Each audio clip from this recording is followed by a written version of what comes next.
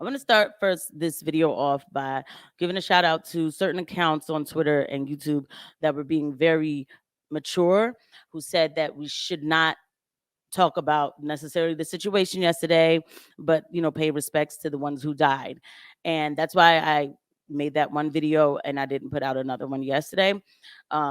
People like Justin is Lost, Steven Crowder. I really respect that. They were really, God answered my question because I was like, should I talk about that now or later? And I'm glad I waited until today because I have to tell you, I was really quite disturbed and very upset about a lot of what was happening yesterday. So I'm glad that I listened. So this morning I could come with a more calm mind. And I'm being very candid to tell you guys this. Because it's a lot when it's already a lot with the mass shootings, right? And then when you hear what's going on behind it, this cannot be scrubbed away. The story of the fact that the shooter was transgender, a woman trying to live as a man. We can't scrub that away. We can't no, we can't pretend like that's not something that was happening for the sake of tolerance, because this is why we're in these kind of positions in the first place. We have a mental health disorder situation going on in this country, and instead of helping people getting the help they need to see themselves for who they are, who they actually are, we in fact allow them to live in their delusions, and it doesn't work. It's not working. Okay, so let's go ahead and get into who this person was. This person's name was Audrey Hale.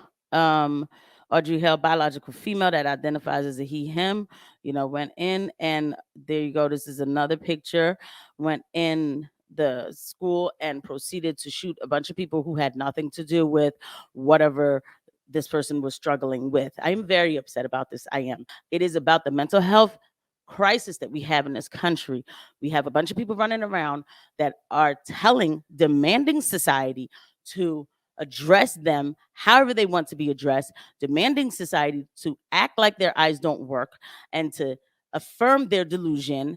And if they don't do so, society gets in trouble, but these people get to just live in delirium. All right, now I want to make this very clear.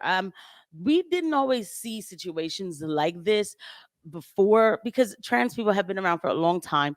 We didn't always see situations like this necessarily before, but we also are dealing with rhetoric that tells these people you are victims, you're being hunted. I talk about that when there's certain people who tell groups that America's hunting these people to kill them. And dig this, I believe that it is your human right to protect yourself. It is not your human right to go in and take out your aggressions on a bunch of children that had nothing to do with the problem that you have in your mind. It is not your human right to go ahead and take out your aggressions on a bunch of Christians who were probably more than likely Bible based and saying things that you didn't like to hear. We have to start speaking in reality. And that's what we need to do, and it's harsh, but the truth lands where it falls. It's just simply that. We have to. And we're just affirming these, like I keep going back to it because it's just insane to me. When I work in a psych facility and they're telling me that people can use the bathrooms of their gender identity, how they identify with, and I'm like, what is the point of a psych hospital if we're telling these people that, hey, if you think you're a girl, even though I can tell that you're a burly man, you still can go into the female bathroom? How is this okay? How are we allowing this to happen as a country? And I said that too, by the way, at my job. I'm like, I'm not signing this policy. This is going to put people at risk, and we're not helping to reorient people to reality. These people are disassociating. Their mind and their body is not associated together. Okay, this is a mental health disorder. What they see in the mirror does not connect with their mind.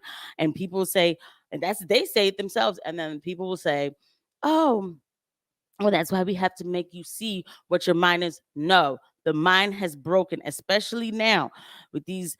When you're seeing it more and more. Something is triggering this, and what we need to do is get to the root cause of what's triggering the issue, okay, and start working that out first before we start to already give them medications that have side effects of rage and anger, sometimes definitely mental status change. Before we start doing all that, why don't we go find out what triggered this in the first place? All right. This person has apparently a manifesto. I'm waiting for that to come out because I will cover that on this channel. I'm at a point where these lies, though, they're very dangerous, and I don't want to sound some alarm here, but how long until this becomes a pattern? You know, so it's the rhetoric out here, and I'm coming now in a calm way to tell these people, you know, uh, I'm not saying that you're innately bad because you're going through something in your mind, but we have to the truth is the most compassionate thing we can do for people like this, is telling them the truth, all of it, in a compassionate way. And that's how we start to help these kind of situations, at least. All right, guys, thank you for watching. I'll see you guys at the next video. Bye.